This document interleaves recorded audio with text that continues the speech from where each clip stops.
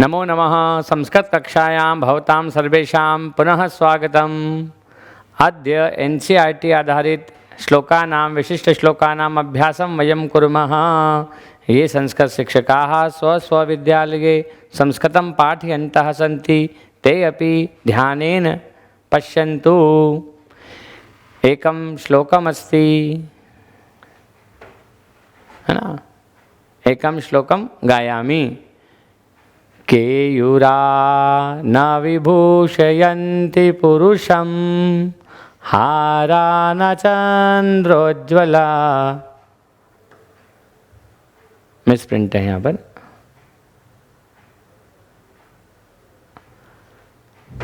न स्नानं न विलेपनं न कुसुमं नालंकृता मूर्धजा।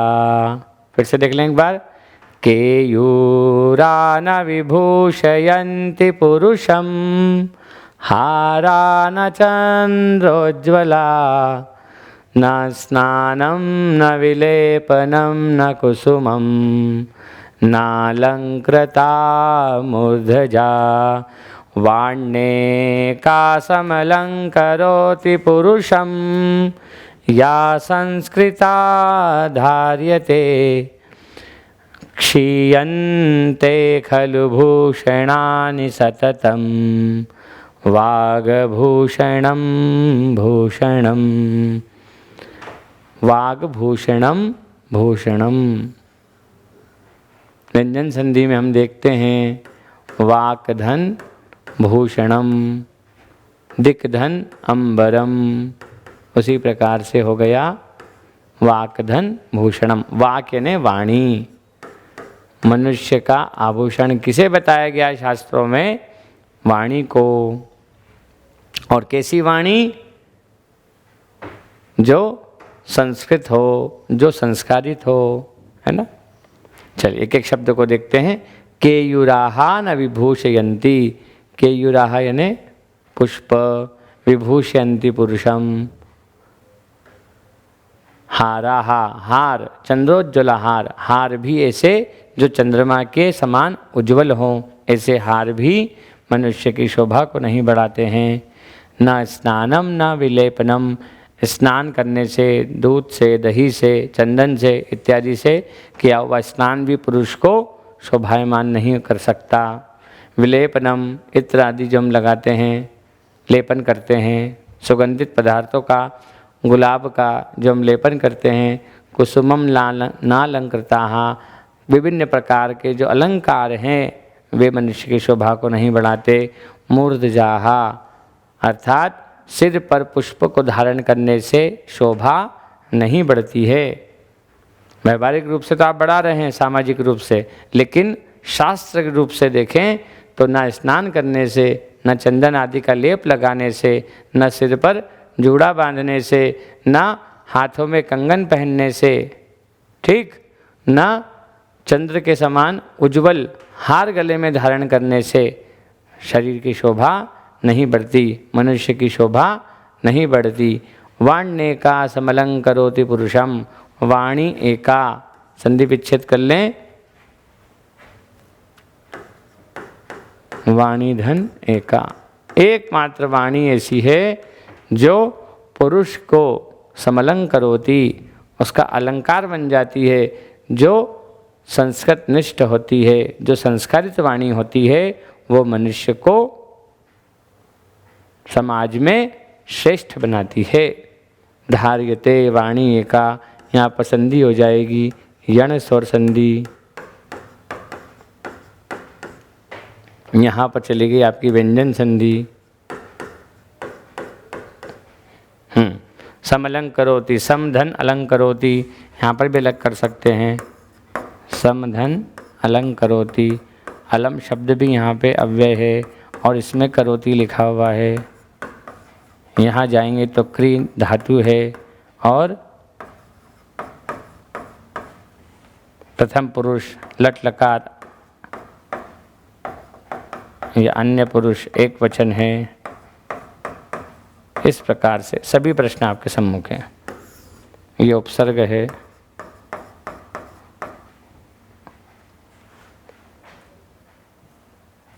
सम यहाँ पर क्या है? उपसर्ग है। अलम यहाँ पे एक अव्यय है।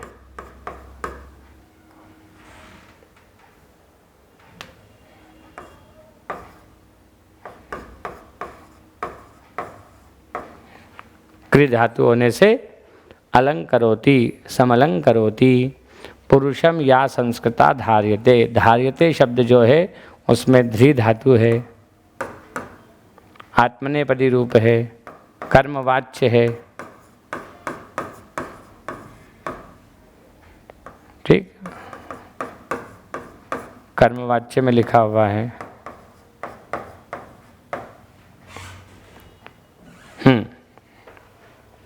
मूर्धजा, सिर पर।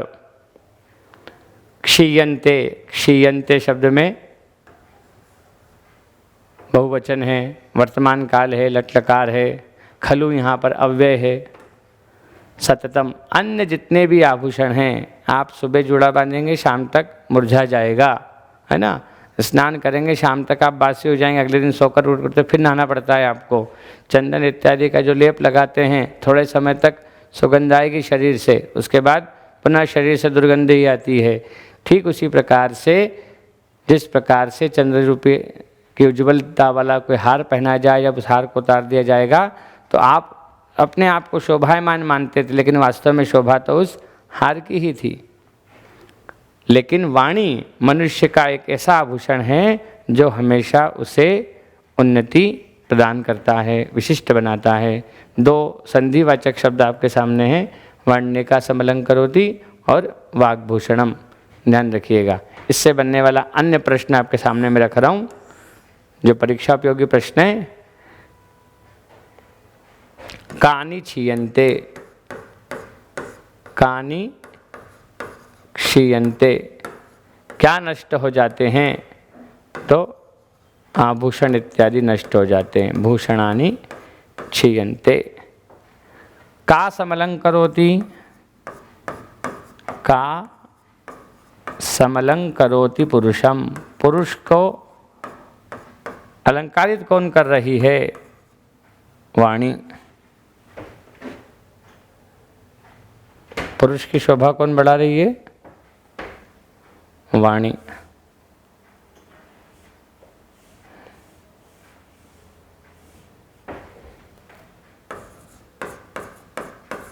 प्रश्न पे ध्यान दें, यह प्रश्न महत्वपूर्ण है।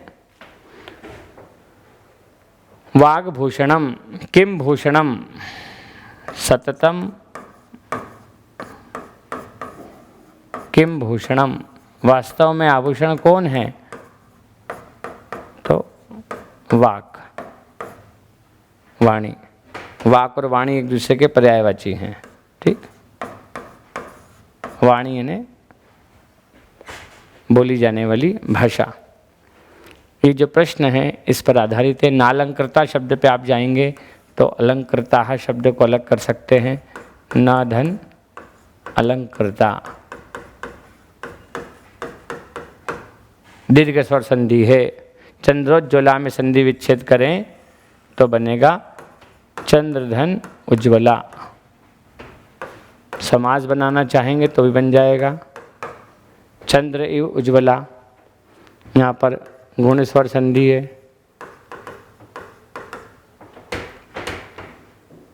ठीक, विभूषंति में वर्तमान काल लट लकार है। चंद्र इव उज्ज्वला भी देख सकते हैं, समास बन जाएगा चंद्र एव उज्ज्वला। कर्मधारय समास। क्लियर है सभी को? एक स्क्रीनशॉट आप रख ले अपने पास। इस श्लोक के आने की संभावनाएं बहुत अधिक है।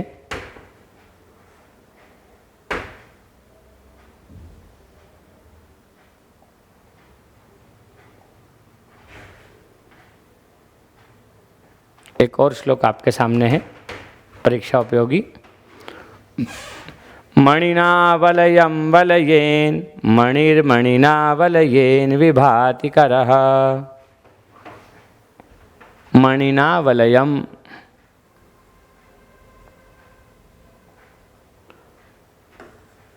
मणिना वलयम, वलयेन मणि, मणिना वलयेन विभाति करः। श्लोक के 3 भाग देखें आप। मणिना वलयम वलयेन मणि, मणिना वलयेन विभाति करः। पयसा कमलम कमलेन पयः, पयसा कमलेन विभाति सरः। इसके भी 3 भाग हैं। कविना च विभुः, कविना च विभुः, विभुना च कविः, कविना विभुना च विभाति समा। यहाँ पे सभा हो जाएगा। शशिना च, विच्छेद है यहाँ पे, शशिना यहाँ पे ध्यान अलग रहेगा।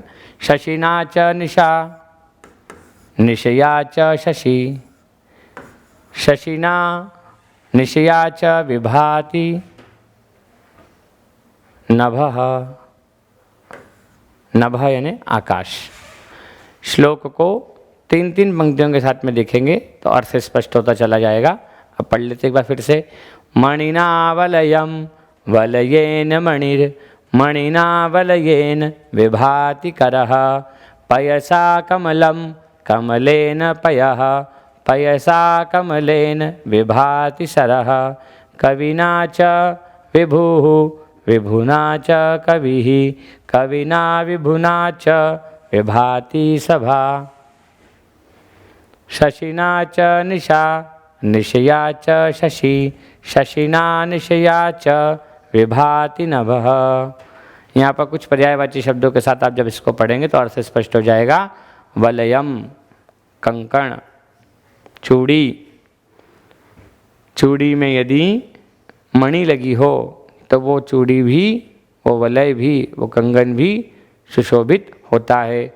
शोभा बढ़ रही है मणि से, है ना, चूड़ी की, कंगन की। वलयेन मणि, जब कभी कोई वलय हम हाथ में लेते हैं तो कहते देखो कितना सुंदर रत्न है, तो मणि की भी शोभा होती है। लेकिन जब मणि युक्त कंगन हम हाथों में पहनते हैं, कर यानी हाथ, हस्तः, कर का पर्यायवाची है ये हस्तः। पहले भी आया था पाणी शब्द, पाणी भी इसी का पर्यायवाची है। परीक्षा में पर्यायवाची भी महत्वपूर्ण हैं। हस्तः करः पाणिः, अर्थात हाथों की शोभा, हाथ में धारण किए हुए कंगन से, और वो कंगन भी कैसा है, जो मणि से युक्त है, तो वो किसकी शोभा बना रहा है, हाथ की शोभा बढ़ा रहा है। ठीक उसी प्रकार से पयसा कमलम, पयसा अर्थात पानी, है ना, पयस, मूल शब्द क्या है इसका, पयस, इसकी तृतीया विभक्ति है ये, पयस शब्द की तृतीया का एक वचन है। मूल शब्द है पयस, सकारांत शब्द है, नपुंसकलिंग शब्द। कमलेन पयः, जिस तालाब में, जिस पानी में कमल होता है, तो पानी से कमल की शोभा बढ़ती है और कमल से पानी की शोभा बढ़ती है। पानी से कमल की शोभा बढ़ रही है और कमल से पानी की शोभा बढ़ रही है। लेकिन पानी और कमल दोनों किसकी शोभा बढ़ा रहे हैं, उस तालाब की, जिस तालाब में वो पानी है और कमल है। कविना च विभु, विभुना च कवि, ध्यान दीजिएगा। कविना विभुना च विभाति सभा, जो सभा है वो कवि के द्वारा और राजा के द्वारा शोभायमान होती है। और थोड़ा आगे चलें तो कविना च विभु, कवि के द्वारा राजा की शोभा बढ़ रही है और राजा से कवि की शोभा बढ़ रही है ना, स्वामी की, और दोनों से उस सभा की शोभा बढ़ती है। जिस सभा में विद्वान राजा हो, जिस सभा में विद्वान कवि हो, वे दोनों उस सभा को सुशोभित करते हैं। न शशिना च निशा, शशि अर्थात चंद्रमा, चंद्रमा के द्वारा रात्रि की शोभा बढ़ाई जाती है। रात्रि के द्वारा चंद्रमा की शोभा बढ़ती है। चंद्रमा का प्रकाश कब सुंदर लगेगा, जब घनघोर अंधेरा हो, है ना, अंधेरी रात में चंद्रमा ज़्यादा शोभायमान होता है, पूर्णिमा की रात। तो शशिना निशया च विभाति नभः, जब पूर्णिमा की रात में चंद्रमा सुशोभित हो रहा होता है तो वो जो काली माँ है उस प्रकाश को और बढ़ा देती है, और हम कहते हैं ये आकाश कितना सुंदर लग रहा है। उन दोनों से आकाश की शोभा बढ़ती है। यहाँ पर बनने वाले जो महत्वपूर्ण प्रश्न है वो आप उन पर ध्यान दें। जितने भी शब्द हैं तृतीया विभक्ति के वो सब मैं एक साथ बता रहा हूँ। तृतीया एक वचन के जो शब्द हैं वो है मणिना, मणि शब्द की तृतीया मणिना, ठीक। वलय शब्द की तृतीया वलयेन, कोई सभी शब्द परीक्षा में पूछा जा सकता है।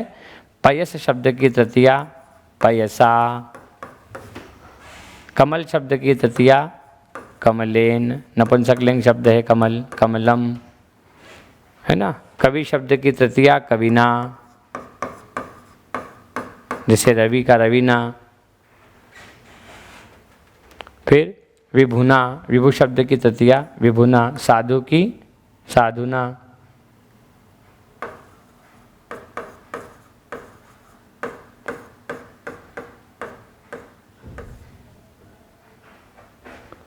विभु यानी रचना, काव्य पाठ जो करता है कवि, विभुना। कविना, फिर आगे आपका शशिना, शशि शब्द की तृतीया शशिना। निशा शब्द की तृतीया निशया, जैसे बालिका शब्द बनेगा तो बालिकया। इस प्रकार से तृतीय विभक्ति पर आधारित शब्द हैं ये। तो ये पूरा श्लोक जो है तृतीय विभक्ति की महत्ता को बताता है। देखते हैं, एक एक प्रश्न देख लें। केन वलयम विभाति, वलय की शोभा किससे बढ़ती है? तो मणिना। इस प्रकार से प्रत्येक लाइन से एक एक प्रश्न बनाया जा सकता है। केन वलयम विभाति, मणिना वलयम विभाति। केन मणि विभाति, वलयेन मणि विभाति। करः केन विभाति, मणिना वलयेन करः विभाति। केन कमलम विभाति, पयसा कमलम विभाति। पयः केन विभाति, कमलेन पयः विभाति। सरः केन विभाति, पयसा कमलेन सरः विभाति। कविना कः विभाति, कविना कः विभाति, कविना विभु विभाति। विभुना कः विभाति, विभुना कवि विभाति। कविना विभुना का विभाति, कविना विभुना सभा विभाति। केन निशा विभाति, शशिना निशा विभाति। कया शशि विभाति, निशया शशि विभाति। शशिना निशया च कः विभाति, शशिना निशया च नभः विभाति। जो संभावित प्रश्न थे उन सभी का हमने उच्चारण किया। इस बात का ध्यान रखें, ये जो प्रश्न हैं ये हमें इन श्लोकों के माध्यम से देखना चाहिए। दो चार प्रश्न मैं आपके सामने यहाँ लिख देता हूँ जो उच्चारण में हमने लिए हैं।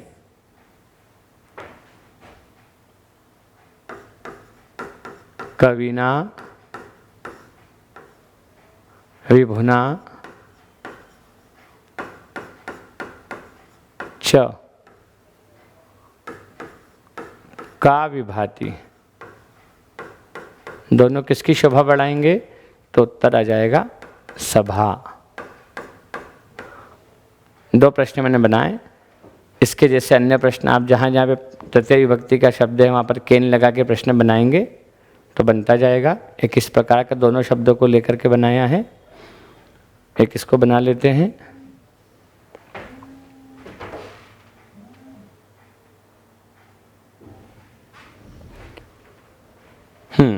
कुछ पर्यायवाची हैं बता देता हूँ मैं आपको, जैसे करह का हस्तः, करह, ठीक है। शशि, शशि शब्द का पर्यायवाची आप देख सकते हैं निशाकरः, जैसे दिन का होता है दिनकरः, ऐसे निशाकरः। रजनी,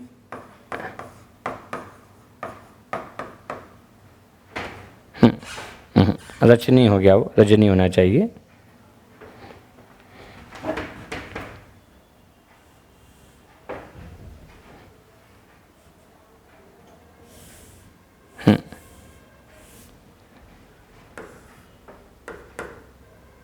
रजनी, निशाकरः, निशाचरः, निशाकरः। यहाँ पर जो शब्द हैं उन शब्दों का किसी का भी पर्यायवाची पूछा जा सकता है। कमलम को हम अन्य शब्द के रूप में देखें, कमल के पर्यायवाची, ठीक। वलय, मणि, इन शब्दों की भी पर्यायवाची आपको जरूर देखना चाहिए, इस श्लोक के माध्यम से पूछे जा सकते हैं। विभाति शब्द जरूर बता देता हूँ, बार बार आ रहा है इसके अंदर। विभाति शब्द में वी उपसर्ग है, विभाति शब्द में वी उपसर्ग है, भा धातु है और लट लकार है।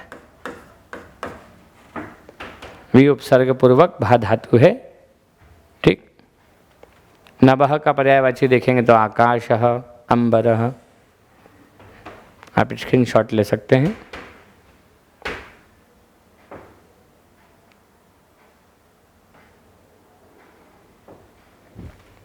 आइए,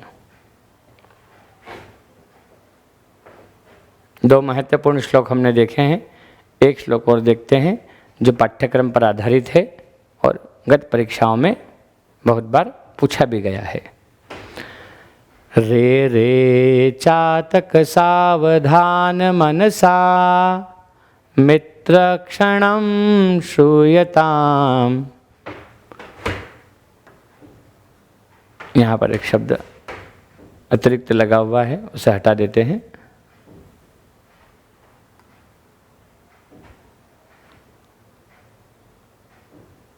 ये नहीं आएगा यहाँ पे, ठीक। रे रे चातक सावधान मनसा मित्र क्षणं श्रूयताम्। अम्भोदा बहवो भवन्ति गगने सर्वेऽपि नेतादृशा। यहाँ पे भ चाहिए,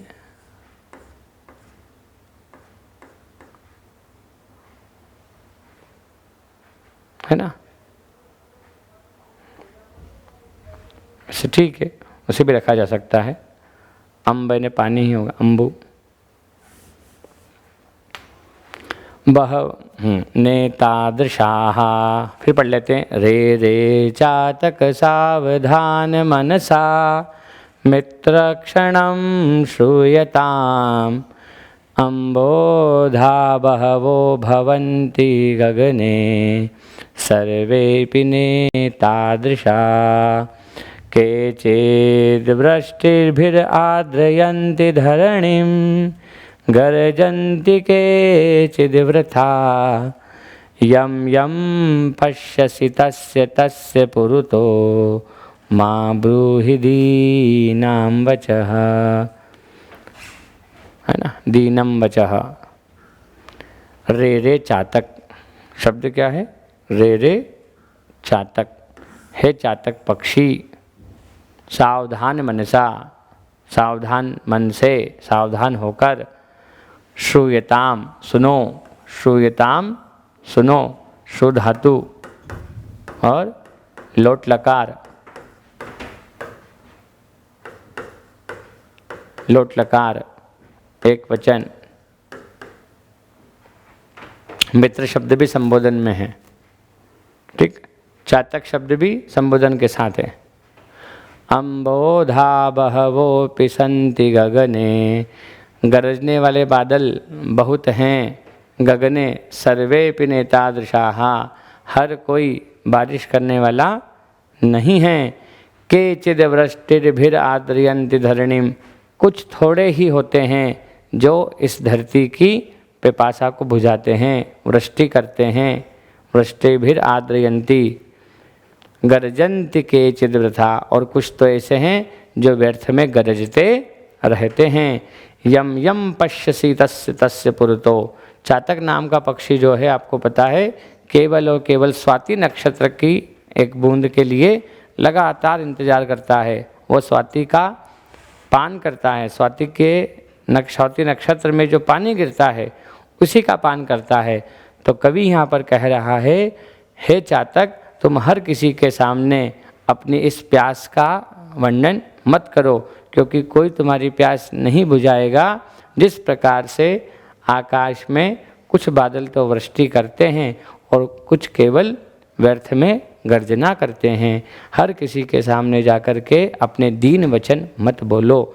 ब्रूहि यानी बोलो, तुम मत बोलो, त्वम ब्रूहि, और माँ लगा दिया तो माँ ब्रूहि, माँ त्वम ब्रूहि, तुम मत बोलो। ब्रूहि शब्द में ब्रू नाम की धातु है, मध्यम पुरुष है ना, और लोट लकार में प्रयोग हुआ है इसका। तुम मत बोलो, माँ ब्रूहि दीनाम वचः, अपने दीनहीन जो वचन हैं, जो दरिद्रता वाली बातें हैं, वो किसी के सामने मत बोलो। देखा जाए तो वास्तव में यहाँ पर व्यक्ति को एक संदेश दिया जा रहा है कि हमें अपनी जो परेशानी है वो दूसरों के सामने, एरे गेरे नत्थु के सामने नहीं रखनी चाहिए, क्योंकि उसमें वो सामर्थ्य नहीं होता है हमारी उस बात को सुन करके समस्या का समाधान करने का। तो चातक नाम का जो पक्षी है उसे कहा जा रहा है, लेकिन उसका आशय मनुष्य के लिए ही है। यहाँ पर विच्छेद कर देते हैं, बहवह धनपि, मनसा शब्द, यहाँ पर मनसा शब्द जो है वो तृतीया विभक्ति में रखा गया है, एक वचन में रखा गया है। इसका जो मूल शब्द होता है वो है मनस, सकारांत नपुंसकलिंग शब्द है ये। कैसा शब्द है ये? सकारांत नपुंसकलिंग। संति शब्द जो यहाँ पर आया है उसमें अस नाम की धातु है, संति शब्द में अस धातु है, लट लकार है। देखो सभी प्रकार के लकारों का प्रयोग एक साथ श्लोकों में आ जाता है। लोट लकार भी आ गया, लट लकार भी आ गया, और बहुवचन है। शब्द रूपों का, धातु रूपों का अभ्यास होने पर अर्थ प्रकट होने लग जाते हैं। आद्रयंती, आद्रयंती शब्द को जब विच्छेद करेंगे तो बनेगा वृष्टि भी, तृतीय विभक्ति का बहुवचन, वृष्टि भी। आद्रयंती, आर्द्र यंती। जब हम यहाँ देखेंगे तो यहाँ पे विसर्ग संधि बन रही है, विसर्ग के बाद में दीर्घ आ है, विसर्ग में परिवर्तन हो रहा है विसर्ग का।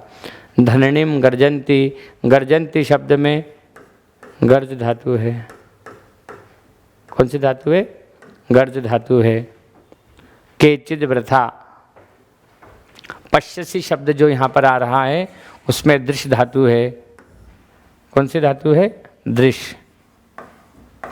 उसका मध्यम पुरुष बन रहा है पश्यसी, एक वचन, लट लकार। गर्जन्ति में लट लकार है, लेकिन बहुवचन है। यहाँ पर पश्यसी जो है वो मध्यम पुरुष में है।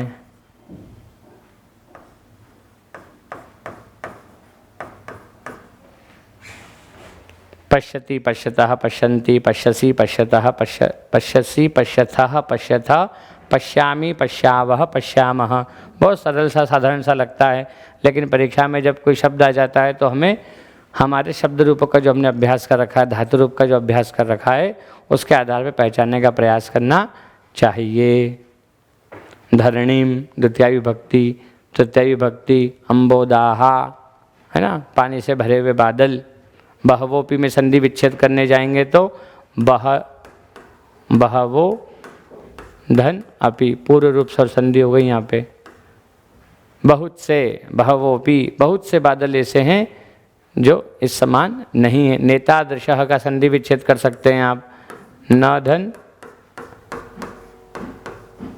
एतादृशाः, इस प्रकार नहीं है। सर्वे भी में संधि विच्छेद कर लें आप, सर्वे धन अपि, यहाँ हो गया आपका पूर्व रूप स्वर संधि।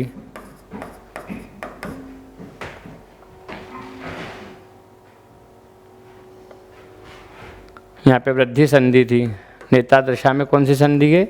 वृद्धि स्वर संधि है। सर्वे पी में पूर्व रूप स्वर संधि है।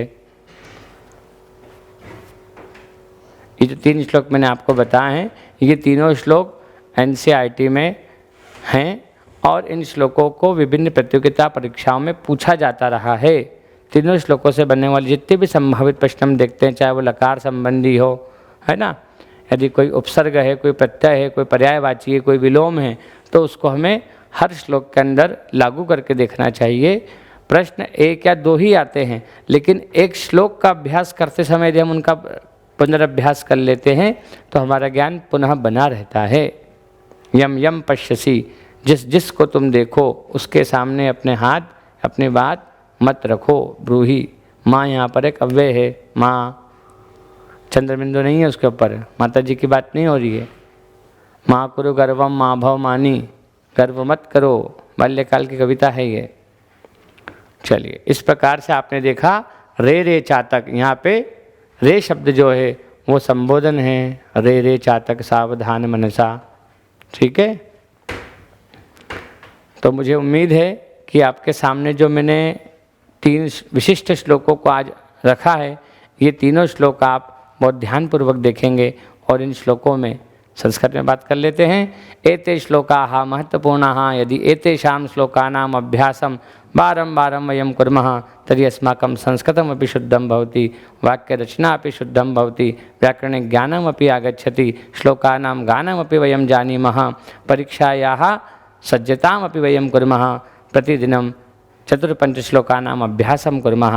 अद्य 3 श्लोकाः अस्माभिः कृताः सन्ति, तेषु ये व्याकरणिक पक्षाः सन्ति ते मया उद्घाटिताः। नमो नमः, पुनः मिलामः, धन्यवादः।